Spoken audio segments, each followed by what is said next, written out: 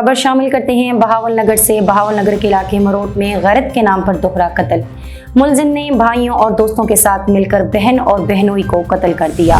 DPO Bahawal नगर जफर बुजदार ने वाक़ये का notice दे लिया। इसी पर मजीद तफसीलात जानते हैं पीएनपी के नुमाइंदे निसार कंबोज से। जी बिल्कुल, बहावल नगर मरोट में गैरत के नाम पर दोहरा कत्ल। 11 साल कबल मकतूल अब्दुल रज़ाक ने कातिल मोहम्मद बिलाल वगैरह की बहन हलीमा बीबी से शादी की और तलाक दे दी। बाद में हलीमा बीबी की ही बहन 19 साल शबाना बीबी से शादी कर ली, जिसका मुलजमान को रंज था।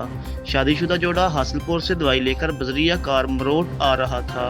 टोबा कालूवाला के करीब ये अफसोसनाक वाक़या पेश आया। डीपीओ बहावल नगर जफर बुजदार ने वाक़ये का नोटिस लिया। डीएसपी फोडाबास नदीम इकबाल चौधरी और एसएचओ थाना मरोट मोहम्मद फरूक भारी नफरी के साथ मौका पर पहुंच गए। दोनों लाशों को कब्जे में लेकर पोस्टमार्टम कराया।